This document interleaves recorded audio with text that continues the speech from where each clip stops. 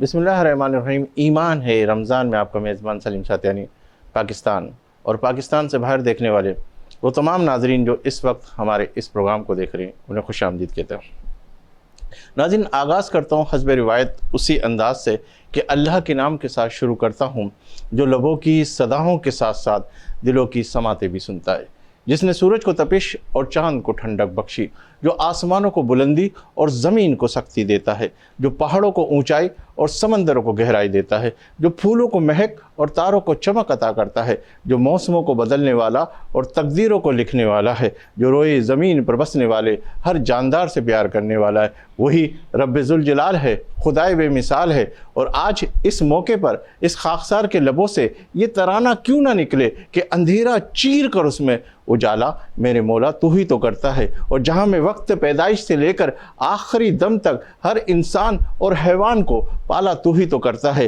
اور بسا اوقات جب ہم مایوس ہو جاتے ہیں ایسے میں ہر مشکل کو ٹالا تو ہی تو کرتا ہے، اور تو ہی اول تو ہی آخر، تو ہی باطن تو ہی ظاہر، تو ہی حاضر تو ہی ناظر، نہ تو سوئے نہ تو اونگے نہ تو گھبرائے نہ تو بھولے، اور جسے چاہے تو دے دے اور جسے چاہے تو نہ دے، تیرے دینے کے انداز نرالے مولا، تو جو دیتا ہے تو ہوتا نہیں چرچا کوئی، چن لیا ہے تیرے کرم نہیں بشر کو، ورنہ ایسے ظالم کو بناتا ہے خلیفہ کوئی، اور تیری تعریف کیسے نہ کروں میں بیاں، ارے میری طاقت ہے کیا میں تو کچھ بھی نہیں، ارے مہر وہ ذرے میں نسبت تو ہوتی ہے کچھ، مجھ کو نسبت ہے کیا میں تو کچھ بھی نہیں، ارے میرے وہم و گما سے باہر ہے تو اور میں قطرہ نہیں سمندر ہے تو، تیری رحمت نے یہ رتبہ بخشا مجھے، میری ہمت ہے کیا میں تو کچھ بھی نہیں، ارے تیرا در چھوڑ کر میں کہاں جاؤں گا، جو یہاں کھوؤں گا تو کہاں پاؤں گا، تیرے ہونے سے جینا ہے جینا میرا، میری ہمت ہے کیا میں تو کچھ بھی نہیں، میں تو کچھ بھی نہیں، میں تو کچھ بھی نہیں۔ آئیے ناظرین، آغاز کرتے ہیں حضرت امام احمد رضا بریلوی کے اس جملے کے ساتھ اپنے اس پروگرام کا آغاز کرنے لگاؤں۔ اگر کسی عالم کے پاس جاؤ تو یہ سمجھ کر جاؤ کہ تم علم سے خالی ہو، تبھی کہیں اس کے علم سے فیض یاب ہوگے۔ اور میں سب سے پہلے اپنے معزز مہمانوں کا تعارف پیش کروں، پھر اس کے بعد گفتگو کا آغاز کرتے۔ میرے ساتھ تشریف فرمائے حضرت علامہ مفتی فرقان مدنی صاحب، انہیں آج کے اس پروگرام میں خوش آمدید کہتے ہیں۔ السلام علیکم۔ وعلیکم السلام۔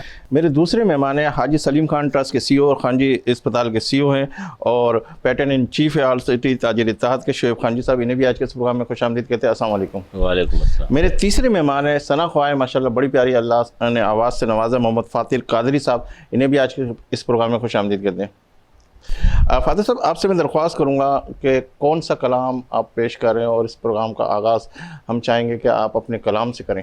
بڑے خوبصورت کلام حمد باری تعالیٰ سے اس پروگرام کا آغاز کرنا چاہتا ہوں، لب کشائی کرنے کی سعادت حاصل کروں گا۔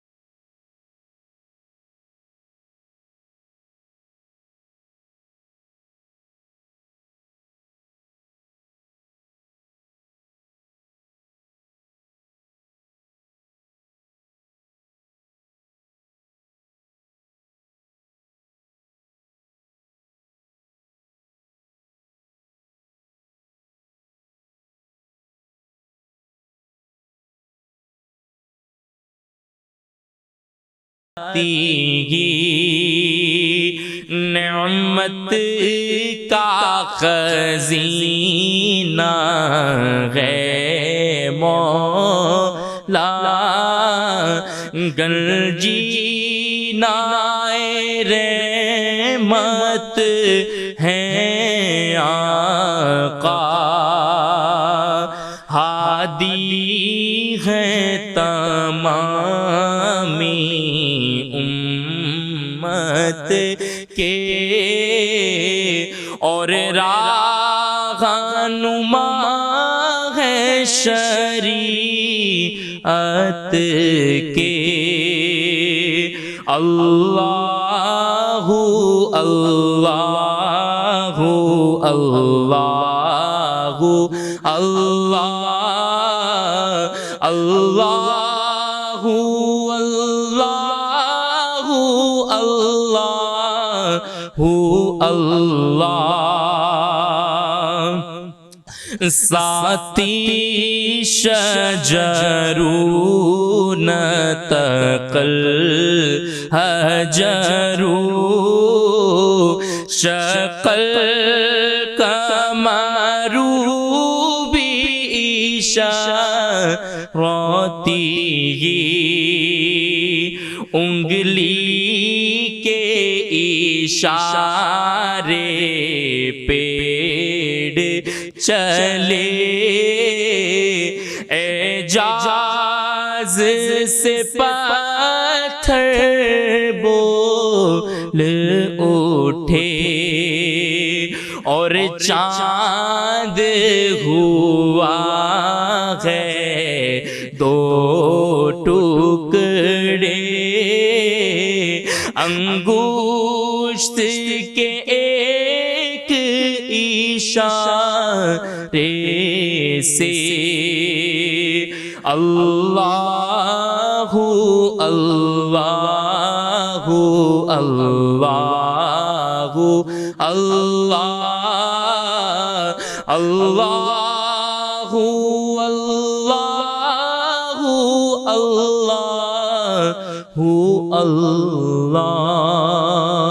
سبحان اللہ سبحان اللہ. محمد فاتح قادری صاحب ماشاء اللہ بہت پیارا کلام پیش کیا. صاحب آپ کی طرف آتا ہوں کہ آج ہم نے موضوع کا انتخاب کیا دعا کے حوالے سے ہم آپ سے سوال کریں گے. اسلام میں دعا کی کیا اہمیت ہے؟ الحمدللہ رب العالمین والصلاة والسلام علی سید الانبیاء والمرسلین اما بعد فاعوذ باللہ من الشیطان الرجیم بسم اللہ الرحمن الرحیم. دعا کی اسلام میں اہمیت جو آپ نے سوال کیا، دعا در حقیقت بندے کو رب کے قریب کرنے کا ذریعہ ہے. بالکل. اس دعا کے بارے میں آیا کہ دعا عبادت کا مغز ہے، الدعاء مخ العبادہ. بندہ دعا میں اپنے رب کے جتنا زیادہ قریب ہوتا ہے، عبادات کی کسی اور قسم میں اپنے رب سے وہ تعلق نہیں جوڑ پاتا. دعا در حقیقت بندے کا اپنے رب سے ہم کلام ہونا ہے. اور اگر ہم غور کریں تو قرآن مجید فرقان حمید کی پہلی سورت ترتیب کے اعتبار سے سورہ فاتحہ ہے، جسے سورہ دعا بھی کہا جاتا ہے. اور اس میں بندہ اپنے رب کی بارگاہ میں عرض کر رہا ہوتا ہے اہدنا الصراط المستقیم، اے مالک مجھے سیدھا راستہ چلا. صراط الذین انعمت علیہم، مالک ان لوگوں کا راستہ جن پر تو نے انعام فرمایا. تو یہ طریقہ دعا، طلب، التجا رب تعالی بندے کو سکھا رہا ہے کہ تم میری بارگاہ میں یوں التجائیں کیا کرو. اور دوسرے مقام پہ قرآن مجید فرقان حمید میں رب تعالی نے فرمایا ادعونی، اے میرے بندے مجھ سے دعا کر، استجب لکم، میں تجھے دعا کا جواب دوں گا. تو جب بندہ رب تعالی کی بارگاہ میں دعا کرتا ہے، سائل بن کر، دامن پسار کر اس کی بارگاہ میں حاضر ہوتا ہے، تو اس کا مقام یہ ہوتا ہے کہ رب تعالیٰ فرماتے تو میری بارگاہ میں آ تو صحیح، میں تیری سنوں گا. مشکلات کو دور کرنے والا کون ہے؟ پریشانیوں کو ٹالنے والا کون ہے؟ آزمائشوں میں تجھے نجات دینے والا کون ہے؟ وہ فرماتا ہے میں ہی تو ہوں. اور پھر جب بندہ اپنے رب کی بارگاہ میں سچے من کے ساتھ، حضوری قلب کے ساتھ حاضر ہو، ہاتھ اٹھائے ہو یا نہ ہو، اور آنکھیں اشک بہا رہی ہوں، دل اس کی بارگاہ کے اندر سجدہ ریز ہو، اور بندہ اس کی بارگاہ میں سائل بنا ہو، تو وہ اپنے آپ کو اللہ کی بارگاہ میں سرنڈر کر دیتا ہے. اے مالک تو ہی تو ہے. کتنا بڑا سیٹ ہو، کتنا بڑا مالدار ہو، کتنا بڑا تعلیم یافتہ ہو، کتنا بڑا دانشور ہو، جب وہ دعا کرتا ہے تو ہاتھ اٹھاتا ہے. اور حدیث میں جو ہمیں دعا کے لیے ہاتھ اٹھانے کا طریقہ بتایا گیا، کہ دعا مانگو تو اللہ کی بارگاہ میں یقین کے ساتھ، اللہ کی بارگاہ سے پختہ عزم کے ساتھ، اے مالک تو عطا فرمانے والا ہے، اور مولا اگر تو عطا نہیں فرمائے گا تو کس کے باب کرم پہ جا کر میں سائل بن کے کھڑا ہوں گا۔ اپنے رب کو یقین کے ساتھ پکارو، اپنے رب سے یقین کے ساتھ طلب کرو۔ وہی ہے جو تاریکیوں میں روشنی عطا کرنے والا ہے، وہی ہے جو ظلمتوں کو سحر کے اجالوں سے تبدیل کرنے والا ہے۔ اور پھر جب بندہ اپنے رب کو پکارتا ہے تضرعاً وخیفتاً، عاجزی کے ساتھ اور اللہ کی بارگاہ کے اندر پست آواز کرتے ہوئے، چاہے بندہ زبان ہلا کر اس کو پکارے، چاہے وہ زبان کو ہلا کر اس کو پکارے، وہ الفاظ کے ذریعے اسے پکارے، وہ تو وہ ہے جیسے آپ نے انٹرو میں بھی ذکر کیا کہ جو دل کے اندر آنے والے خیالات کو بھی سنتا ہے۔ رب تو وہ ہے جو دل میں اٹھنے والی امنگوں کو بھی جانتا ہے، اور وہ جو زبان والا نہ ہو، بے زبان ہو، خدا تو اس کی بھی سنتا ہے۔ اور رب تبارک و تعالی وہ لامحدود وسعتوں کا مالک ہے، اور اس کے حبیب صلی اللہ علیہ وسلم نے ہمیں احادیث طیبہ کے اندر جو دعائیں تعلیم فرمائیں، قرآن مجید کے اندر جو ہمیں دعائیں تعلیم کی گئیں، انہیں دعائیں معصورہ کہا جاتا ہے۔ اور اس دعا کے لیے جو دعائیں تعلیم کی گئیں ان میں بہت مشہور دعا ہے۔ آج میں آپ کے توسط اور آپ کے چینل کے توسط سے ناظرین کی خدمت میں عرض کروں گا کہ دعا کس طرح مانگنی چاہیے۔ یہ بھی یقیناً آپ کے یہ ہمارا ایک سوال ہوگا، یہ ناظرین کے ذہن میں آنے والا ایک سوال ہوگا۔ تو اللہ کے حبیب نے جو ہمیں تعلیم کی، اسلام نے ہمیں تعلیم کی، ربنا آتنا فی الدنیا حسنہ وفی الآخرۃ حسنہ، اے مالک ہمیں دنیا میں بھی بھلائی عطا فرما، آخرت میں بھی بھلائی عطا فرما۔ بعض اوقات انسان آخرت کی بھلائی طلب کرتا ہے، دنیا کی بھلائی بھول جاتا ہے، لیکن اسلام یہ کہتا ہے پہلے دنیا کی بھلائی مانگو، جب دنیا بھلی ہوگی تو تمہاری آخرت بھی بھلی ہو جائے گی۔ تو دنیا کی بھلائی طلب کرنا، آخرت کی بھلائی طلب کرنا، پھر اسی طرح ربنا ظلمنا انفسنا، انبیاء کرام علیہم السلام کی دعائیں، اور اسی طرح رب اجعلنی مقیم الصلاۃ، اے مالک ہمیں نمازوں کو قائم کرنے والا بنا۔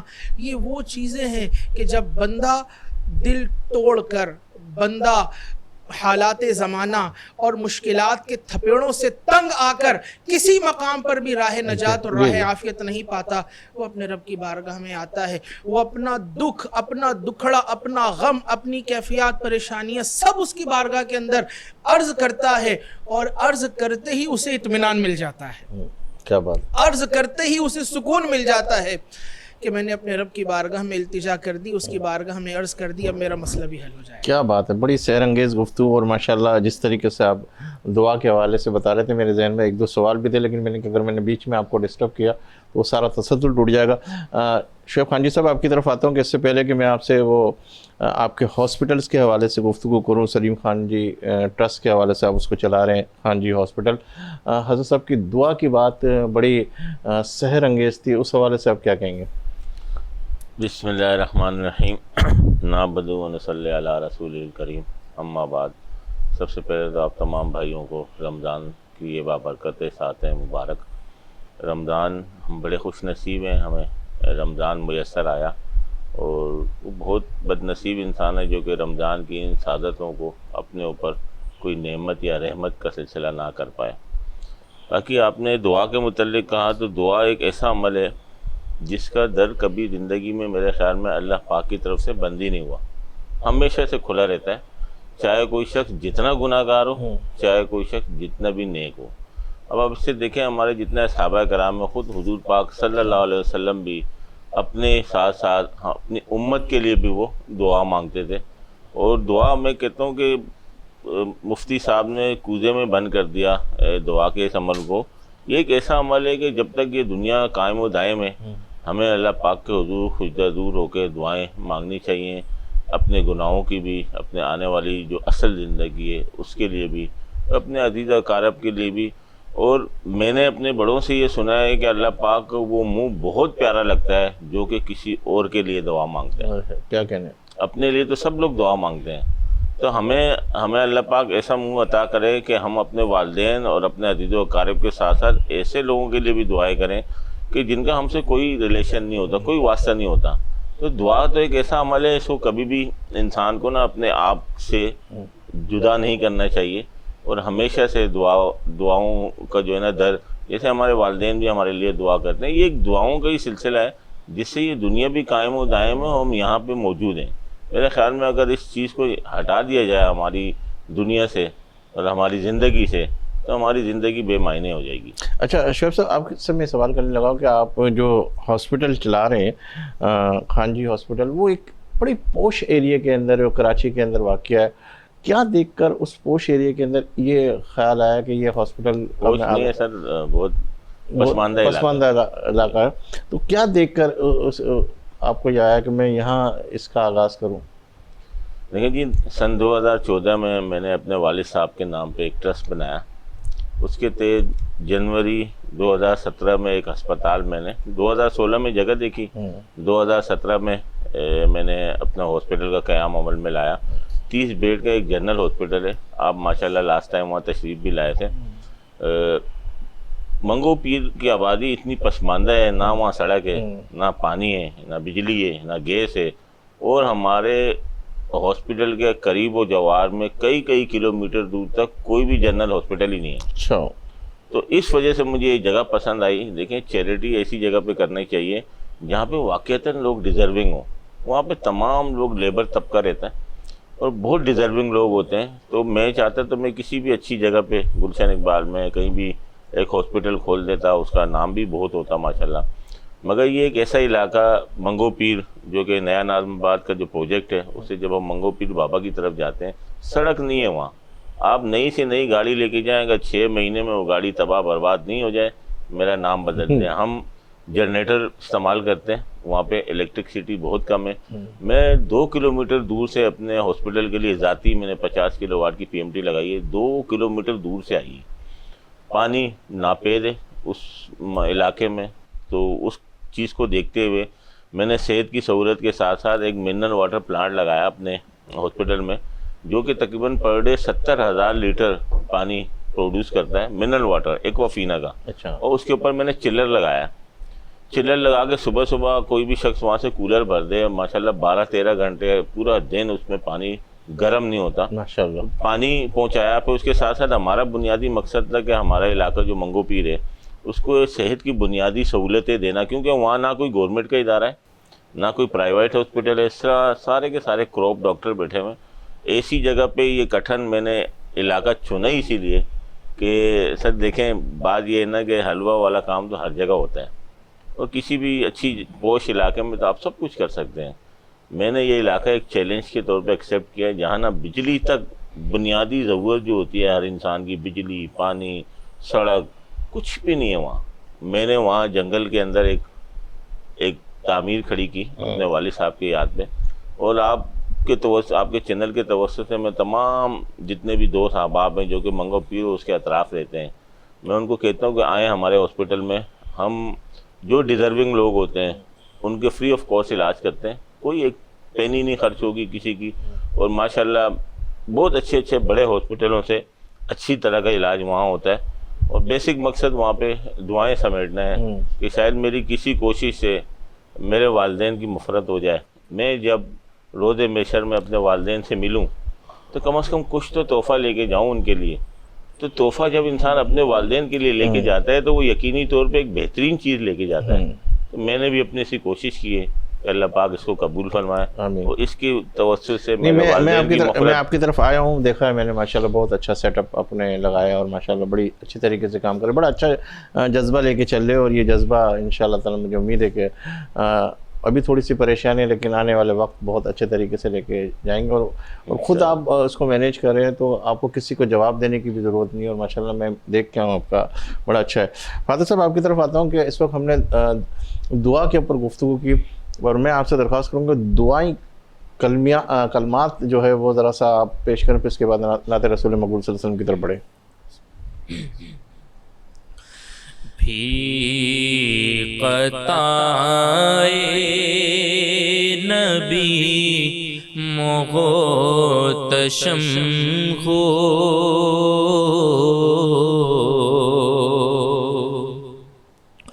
میرے آقا نگاہ کرم ہو،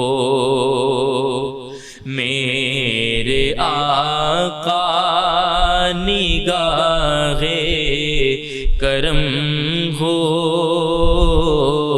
میرے آقا نگاہ کرم ہو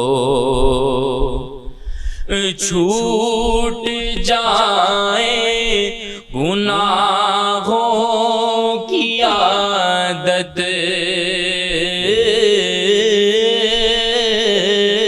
کیا کہنا ہے سبحان اللہ چھوٹ جائے گناہوں کی عادت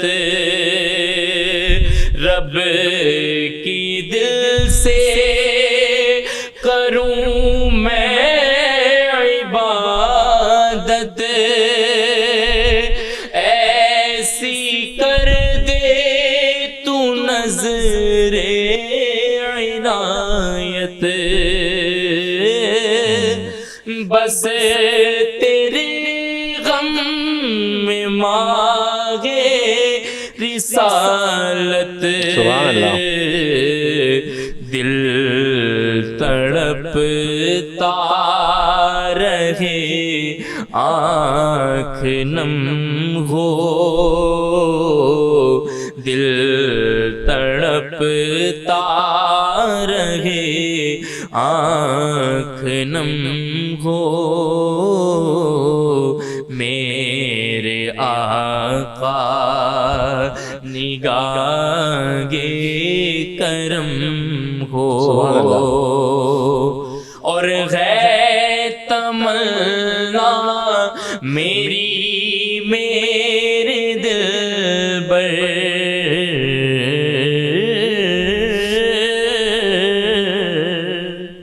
ہے تمنا میری میرے دل بر دیکھ لوں کاش ہر سال آ کر تیری مسجد کے محراب و منبر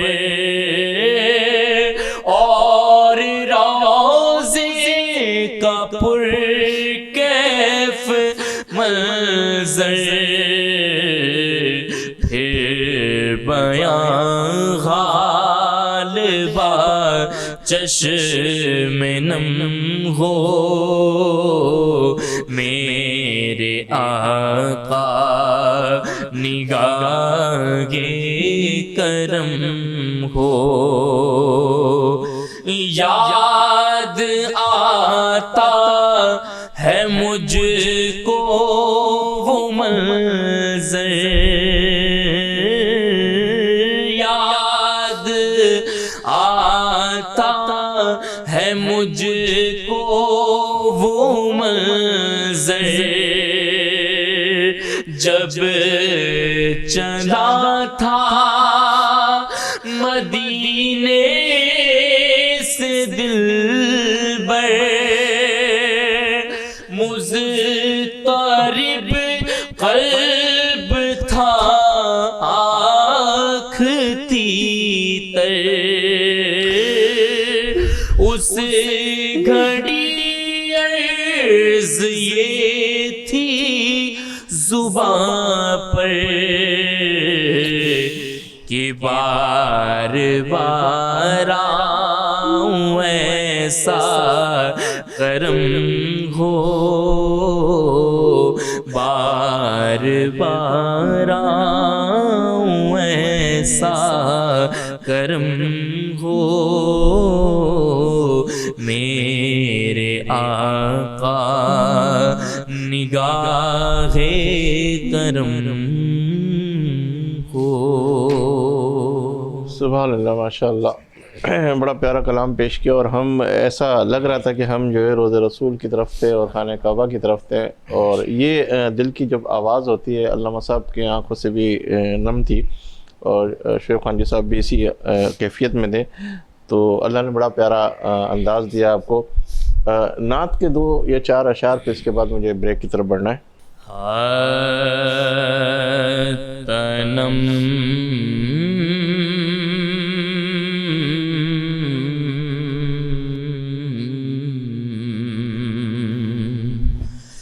تنم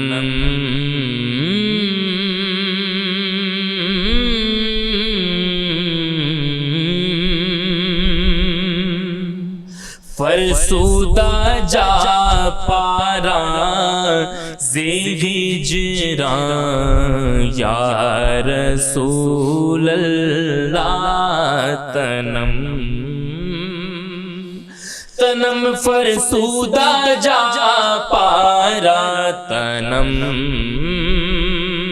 فرسودہ جا پارا ہجران یا رسول اللہ دلم پج مردہ وارا دلم پج مردہ وارا زیسیاں یا رسول اللہ چوں سوئے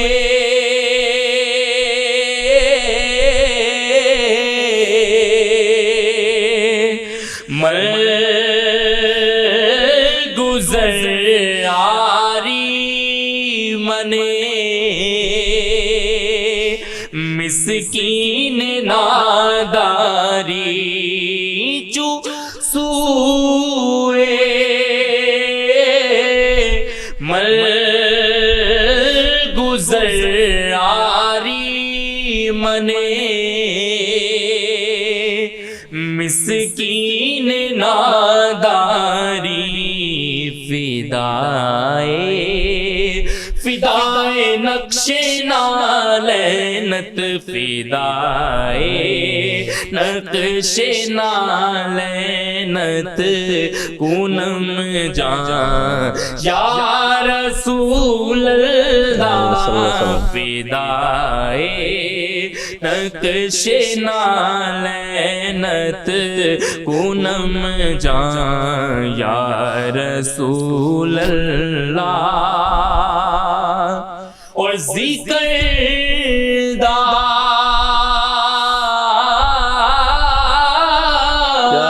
کیا کہنے سونا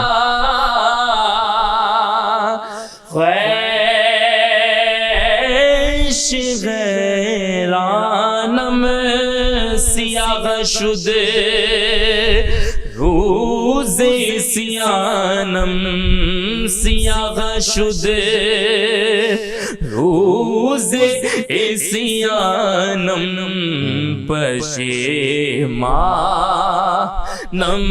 پشیمانم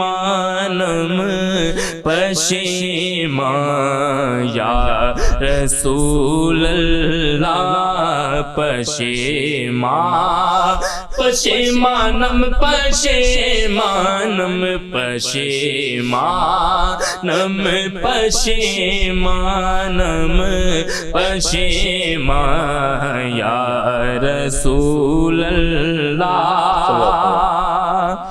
زیجا میں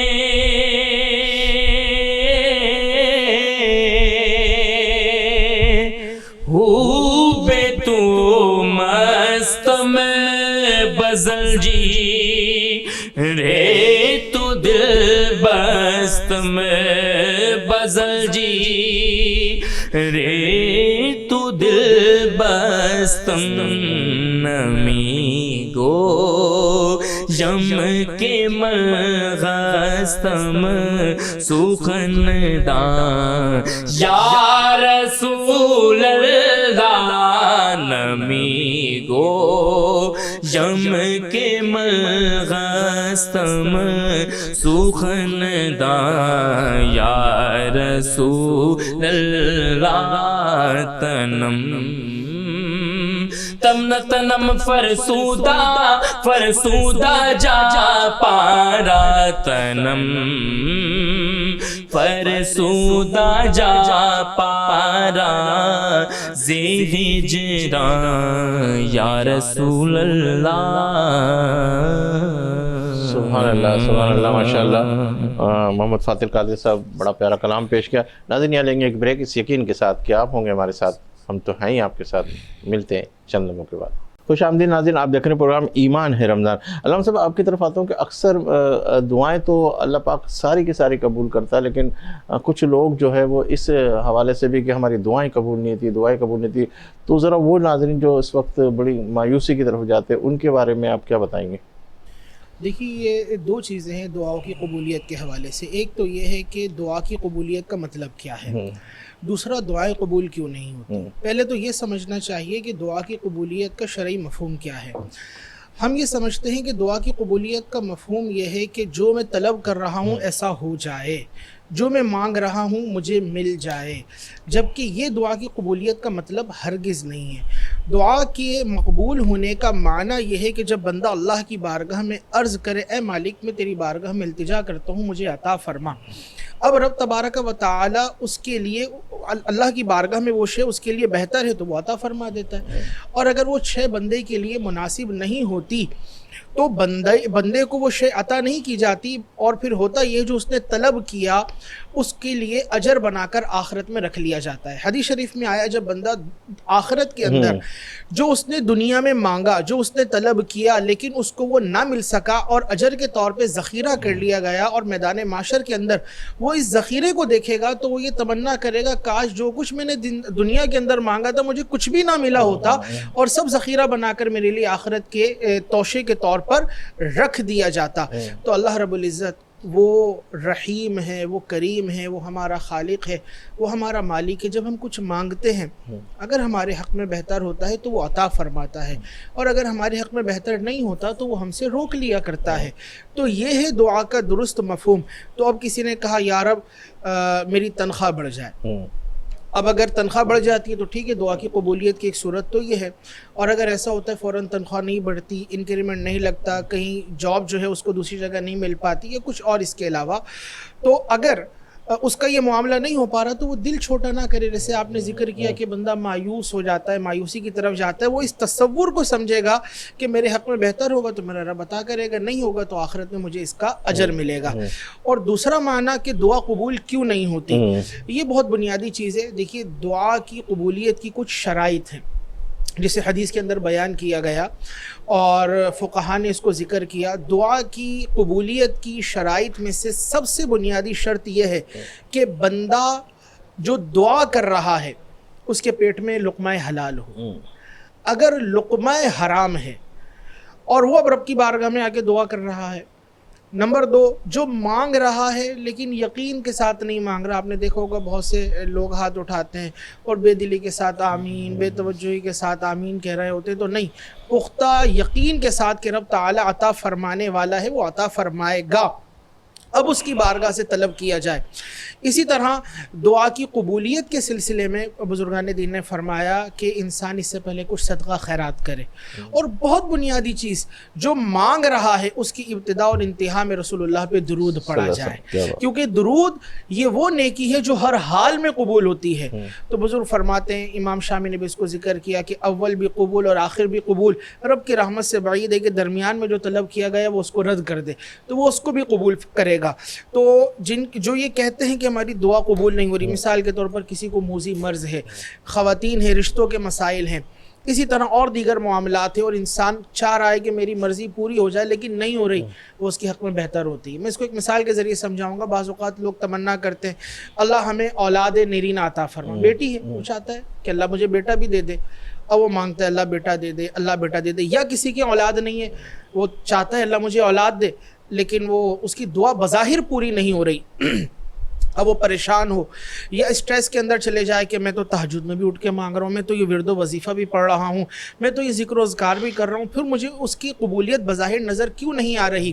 تو وہ یہ سوچے کہ اگر بالفرض اس کو اولاد مل جائے اور وہ اولاد اپاہج ہو، وہ جو طلب کر رہا ہے وہ اس کو مل جائے، لیکن کل کو وہ اس کے لیے نافرمان ہو۔ آپ نے بھی معاشرے کے اندر مشاہدہ کیا ہوگا، ہمارے بھی مشاہدے میں چیزیں آتی ہیں، بعض اوقات ماں باپ دعا کر رہے ہوتے ہیں اولاد کو دیکھ کر کہ تو پیدا ہوتے مر کیوں نہیں گئی، یا تو پیدا ہوتے مر کیوں نہیں گیا، ہم نے تجھے اتنی منت و مرادوں کے بعد پایا، اور اس دن کے لیے کہ تو ہمارے لیے اذیت کا سبب بن جائے، ہمارے لیے تکلیف کا باعث بن جائے۔ تو یہ صرف سمجھانے کے لیے کہ جو ہم طلب کر رہے ہیں ہمارے حق میں بہتر ہوگا، ہمارا مولا ضرور عطا عطا کرے گا، اور جو بہتر نہیں ہے آخرت میں ذخیرہ. اور اگر قبولیت نہیں ہو رہی، بظاہر ہمیں اس کی صورت نظر نہیں آ رہی، تو یہ بھی غور کر لیں میرا حال کیا ہے، میرا معاملہ کیا ہے. اس سلسلے میں بزرگ فرماتے ہیں کہ اگر اپنی زبان کے اندر یہ حال نہیں ہے تو کسی اللہ والے کی بارگاہ میں جائیں، اس سے دعا کروائیں. نیک لوگ ہیں، ان کے قرب کے اندر دعائیں قبول ہوا کرتی ہیں، ان مقامات پر پہنچا جائے. اور پھر جب ابھی کلام چل رہا تھا، اللہ رب العزت نے تو قرآن مجید میں صراحتاً فرمایا کہ اگر تمہیں اپنی بخشش کروانی ہے، اگر تم نے اپنی نجات کروانی ہے، ایک تمہارا منہ ہے کہ تم میری بارگاہ میں آ کر مغفرت طلب کرو، مجھ سے بخشش مانگو، ٹھیک ہے میں بخشنے والا ہوں. لیکن دوسری صورت وہ فرماتا ہے وَلَوْ أَنَّهُمْ إِذْ ظَلَمُوا أَنفُسَهُمْ جَاءُوكَ، اگر تم اپنی جانوں پر ظلم کر بیٹھو، میرے محبوب کی بارگاہ میں آ جاؤ. فاستغفر لهم الرسول، پھر رسول ان کے لیے مغفرت طلب کریں. تو پھر ہوگا کیا؟ پہلے بندہ اللہ سے مغفرت چاہے اور رسول ان کے لیے مغفرت طلب کریں، تو اللہ رب العزت کو وہ بخشنے والا مہربان پائیں گے. اللہ فرماتا ہے لَوَجَدُوا اللَّهَ تَوَّابًا رَحِيمًا، کہ اب جب میرے محبوب تمہارے لیے اللہ کی میری بارگاہ سے استغفار طلب کریں گے تو میں تمہاری توبہ بھی قبول کر لوں گا، تم پہ رحم بھی کروں گا.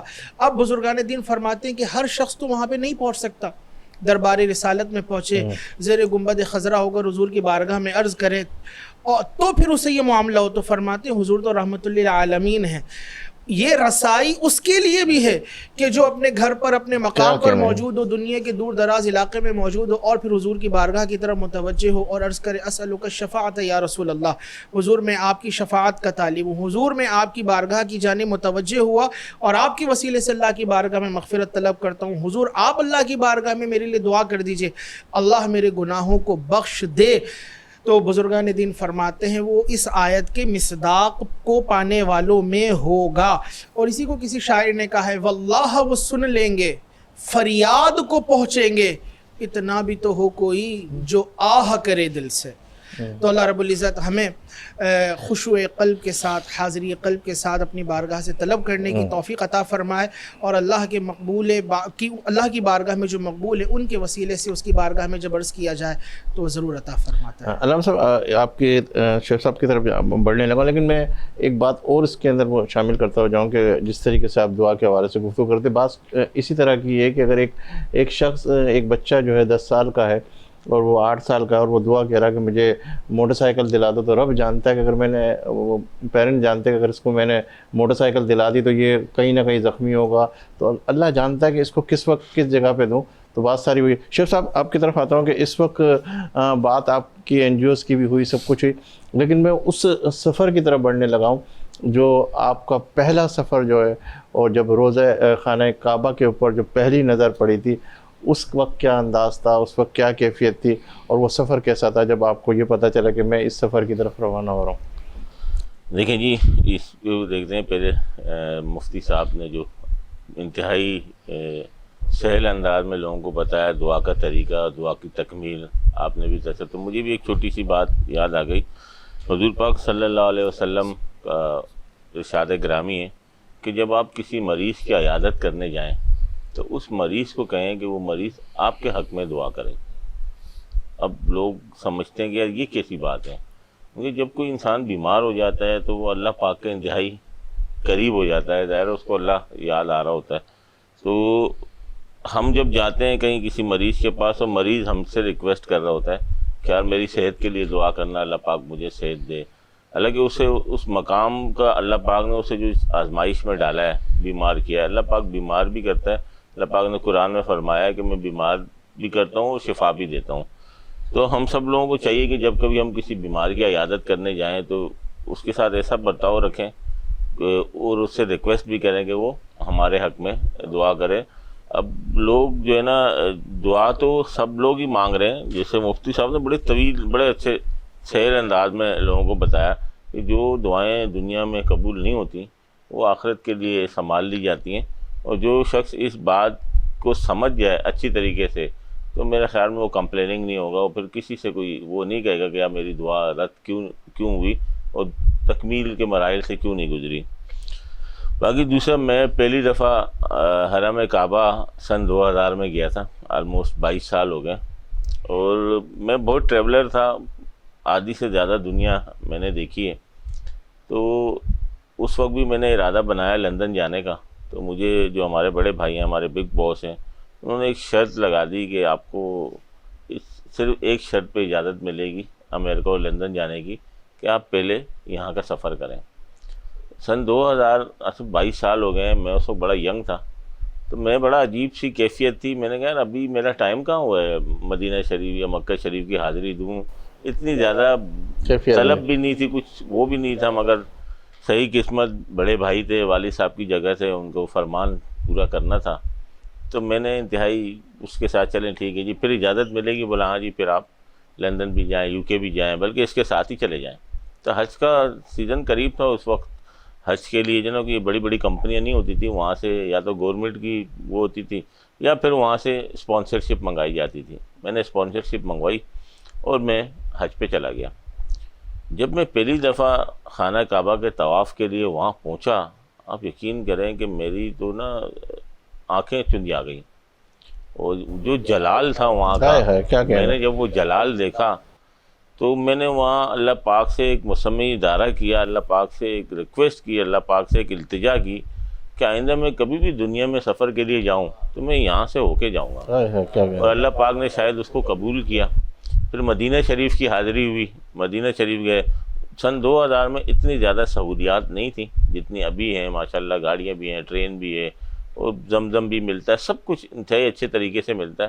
اس وقت تھوڑی سی وہ تھی, آپ نے خود جا کے آپ کو سب سے پہلے اپنی رہائش کا بندوبست کرنا ہوتا تھا. گورنمنٹ کا کوئی پیکیج نہیں ہوتا تھا, آپ نے خود ہی اپنی ذاتی رہائش لینی ہوتی تھی.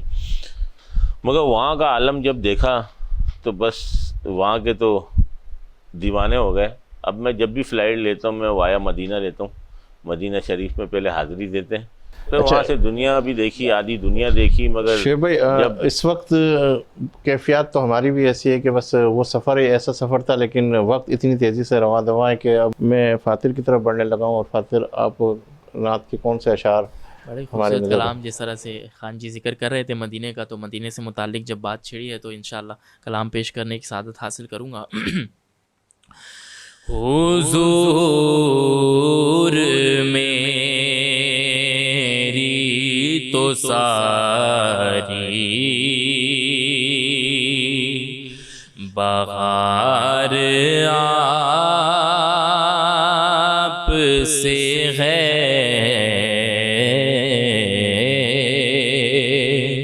میں بے قرار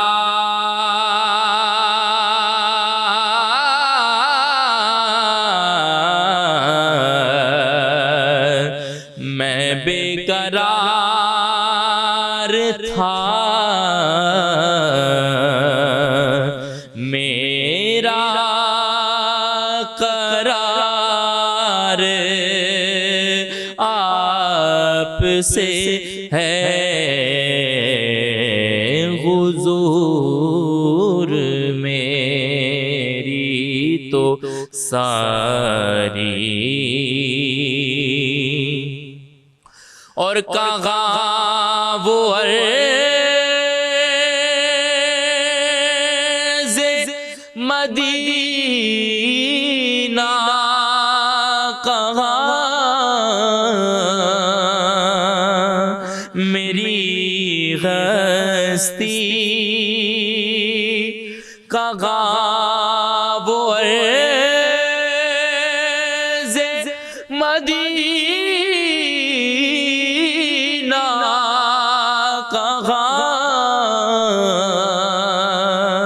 میری ہستی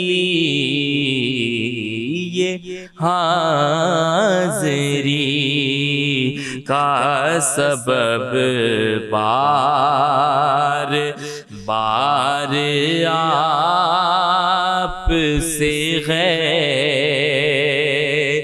میں بے قرار تھا,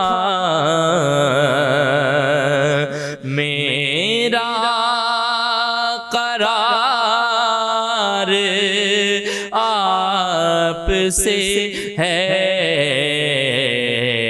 حضور میری تو ساری بہار آپ سے غیر، اور میری تو غستی ہی کیا گئے میرے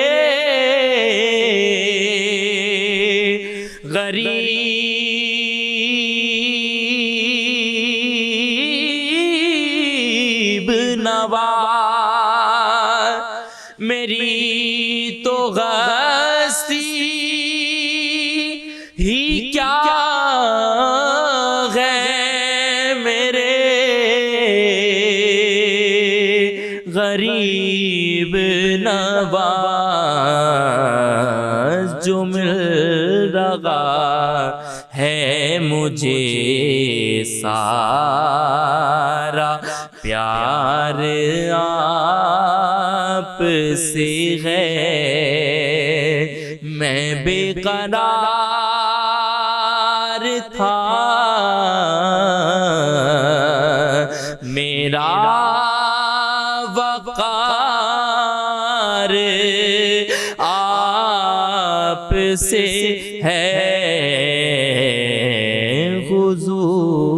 سبحان اللہ، ماشاء اللہ، تو بہت شکریہ محمد فاتح القادری صاحب۔ علامہ صاحب، آخری 2 جملے میں چاہوں گا ہمارے اس ناظرین کو، کوئی میسیج، کوئی پیغام۔ دعا کے حوالے سے ہی ہم عرض کریں گے اپنے ناظرین کو کہ دعا یہ عبادت ہے، بلکہ عبادت کا مغز ہے۔ جتنا ہو سکے دعا کیجیے، اور بالخصوص یہ ماہ رمضان ماہ غفران ہے، اور رب تعالیٰ کی طرف سے یہ ہمارے لیے رحمتوں کو پانے کا ذریعہ ہے۔ تو اس رمضان میں 2 دعائیں ضرور کیجیے، کیونکہ افطاری کے وقت یہ دعا کی قبولیت کا وقت ہے، اسی طرح سحر کا وقت یہ دعا کی قبولیت کا وقت ہے، اسی طرح اور بھی اوقات بیان کیے گئے دعا کی قبولیت کے حوالے سے۔ تو بالخصوص اللہ کی بارگاہ میں یہ 2 دعائیں ضرور کیجیے۔ نمبر 1، اے مالک مجھے جہنم سے آزادی عطا فرما، اور دوسری دعا، اے مالک مجھے جنت کا مژدہ عطا فرما۔ یہ 2 دعائیں ایسی ہیں۔ اور ایک اور چیز اس میں بزرگان دین فرماتے ہیں کہ اللہ کی بارگاہ میں یہ بھی عرض کرو، اے مالک مجھے بلا حساب و کتاب بخش دے، اس لیے کہ ہم میں سے کوئی ایک بھی یہ طاقت نہیں رکھتا کہ وہ ایک سانس کا بھی اللہ کی بارگاہ میں حساب دے سکے۔ تو یہ 3 دعائیں جو ہیں اسے حرز جاں بنا لیا جائے، دنیا بھی بہتر ہوگی اور انشاءاللہ آخرت بھی سنور جائے گی۔ شیخ صاحب، آخری کوئی پیغام۔ دیکھیں جی، میں تو ذرا چیریٹی کے حوالے سے بات کروں کہ ہر انسان کے پاس ایک انتہائی قیمتی ترین چیز ہوتی ہے، اسے کہتے ہیں ہم اپنا وقت۔ وقت سے زیادہ قیمتی ترین چیز کسی انسان کے پاس کبھی بھی نہیں ہوئی، کیونکہ وہ اس وقت کو سیٹل کرتا ہے کہ صبح اٹھ کے اس نے کیا کرنا ہے، کام پہ جانا ہے، جاب پہ جانا ہے۔ تو میں چاہتا ہوں یہ جو وقت ہے، یہ ظاہر انسان اللہ پاک کی عبادت میں بھی گزارتا ہے، دعاؤں میں بھی گزارتا ہے، اپنی زندگی کی ضروریات بھی پورا کرتا ہے۔ تو اس اپنے قیمتی ترین چیز میں سے میں چاہتا ہوں کہ عام لوگ جو ہیں وہ چیریٹی کے لیے بھی ضرور وقت نکالیں۔ چیریٹی صرف پیسوں سے نہیں ہوتی۔ آپ یقین کریں، آپ راستے میں باہر نکلیں، کبھی ہفتے میں، مہینے میں، 10 دن میں 100 روپے کے کیلے لیں، اپنی کسی بھی قریبی اسپتال میں جا کے کسی بھی مریض کے پاس سرانے 100 روپے کے کیلے رکھیں اور اسے تسلی دیں تو بالکل ٹھیک ہو جائے گا۔ آپ یقین کریں، آپ کے جانے کے بعد ہر شخص کو وہ آگے بات بولے گا، آپ کو پتہ ہے آج ایک بندہ آیا تھا، مجھے یہ کیلے دے کے گیا ہے، مجھے دعا دے کے گیا ہے۔ آپ کی سوچ ہے کہ اتنے چھوٹے سے عمل سے ہم کسی ایسے مریض کو جو کہ بیچارہ ڈسہارڈ ہو چکا ہوتا ہے کتنی زیادہ توانائی دے سکتے ہیں۔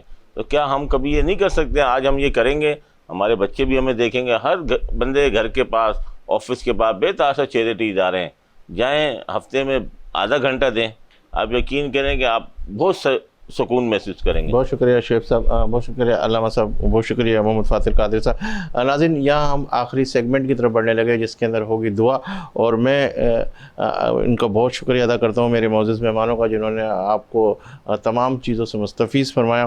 آخر میں اس معین صاحب کے اشعار کے ساتھ میں دعا کی طرف بڑھنے لگا ہوں، کیونکہ آج کا ہمارا موضوع بھی دعا ہے، اور آئیے سب مل کر ہم دعا بھی کریں، کیونکہ اس وقت جو مومنٹ ہے، اس وقت جو آپ دیکھ رہے ہیں، اور اس وقت دعا کی بڑی ضرورت ہے، اور ہم یہ چاہیں گے کہ شاید آپ کی آمین سے ہمارا بھی بیڑا پار ہو جائے۔ آقا کہوں، حضور کہوں، مصطفیٰ کہوں، آقا کہوں، حضور کہوں، مصطفیٰ کہوں، سرکار دو جہاں شہ والا صدا کہوں، ایمان تمہیں ہو، دین تمہیں ہو، زندگی تمہیں، تسکین جان رحت قلب و فدا کہوں، جتنا بھی ناز کر سکوں کم ہے نصیب پر، کیا کیا معین چشم کرم کی عطا کہوں۔ آئیے دعا کی طرف بڑھتے ہیں۔ اللهم صل على سيدنا نبينا وشفينا ومولانا محمد وعلى آل سيدنا ومولانا محمد معدن الجود والکرم۔ یا رب کعبہ، یا رب مصطفیٰ، ہم تیری بارگاہ میں حاضر ہو گئے، ہاتھ اٹھائے ہوئے، دامن کو پسارے ہوئے، نظروں کو جھکائے ہوئے، زبانیں گونگ ہیں مولا، کچھ کہنے کی استطاعت نہیں رکھتے۔ پروردگار، آج کی اس شب میں جو رمضان کی ساعتوں کی شب ہے مولا، اپنے حبیب کے صدقے سے ہمارے گناہ کبیرہ گناہ صغیرہ معاف فرما دے مولا۔ آج ہم تجھ سے وعدہ کرتے ہیں کہ سچے دل سے توبہ تائب ہوتے ہیں مولا، تو ہماری دعا کو قبول فرما لے، ہماری توبہ کو قبول فرما لے مولا۔ ہمارے دلوں میں جو غبار ہے مولا، اس غبار کو دھو دے مولا، ہماری گناہوں کو معاف فرما دے مولا۔ وہ گناہ جو خلوت میں ہوئے مولا، انہیں بھی معاف فرما مولا۔ جو گناہ جلوت میں ہوئے مولا، انہیں بھی معاف فرما مولا۔ وہ گناہ جو ان آنکھوں نے کیے مولا، انہیں بھی معاف فرما مولا۔ وہ گناہ جو ان ہاتھوں نے کیے مولا، ان گناہوں کو بھی معاف فرما مولا۔ وہ گناہ جو ان قدموں نے کیے مولا، ان گناہوں کو بھی معاف فرما یا میرے رب۔ ہم سر کے بال سے لے کے پیر کے ناخن تک سراپا گناہگار ہیں، تیری بارگاہ میں حاضر ہے، تیری بارگاہ میں حاضر ہے مولا۔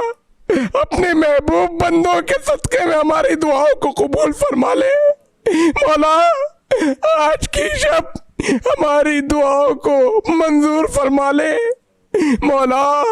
ہماری تمام مرحومین کو مغفرت فرما دے مولا، ہمارے تمام مرحومین کی مغفرت فرما دے مولا۔ ہمارے تمام بیماروں کو صحت کاملہ عاجلہ عطا فرما دے مولا۔ تیرا ارشاد ہے کہ جب ہم اپنے نفس پہ ظلم کر بیٹھے ہیں تو تیرے محبوب کی بارگاہ میں چلے جائیں مولا۔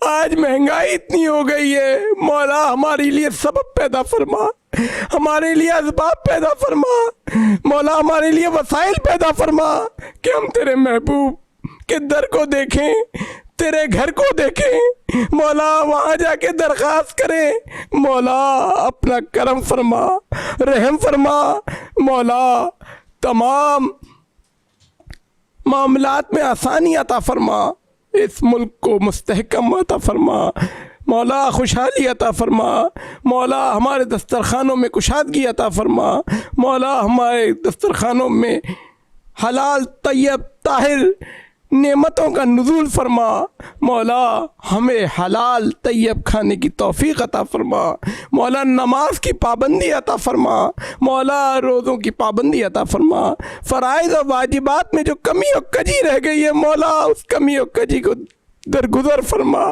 مولا۔ سرکار دو عالم صلی اللہ تعالیٰ علیہ وآلہ وسلم کی قبر میں زیارت نصیب فرما، حشر میں شفاعت نصیب فرما، جنت میں رفاقت نصیب فرما مولا۔ ہم تیرے بندے ہیں مولا، تو ہمارا رب ہے، ہم سب کو تیری طرف ہی لوٹ کر جانا ہے مولا۔ اگر تو نے ہم پر کرم نہیں کیا تو مولا کون کرے گا مولا۔ آج کی شب ہم سب کو معاف فرما دے مولا، ہماری خطاؤں کو درگزر فرما دے مولا۔ تجھے تیرے حبیب کا واسطہ مولا، ہم سے راضی ہو جا مولا، ہم سے راضی ہو جا مولا، ہم سے راضی ہو جا، ہمارے گناہ بہت ہیں مولا، ہم سے راضی ہو جا۔ وصلی اللہ تعالیٰ علی خیر خلقہ ونور عرشہ ودین فرشہ محمد وعلی آلہ واصحابہ اجمعین برحمتک یا ارحم الراحمین۔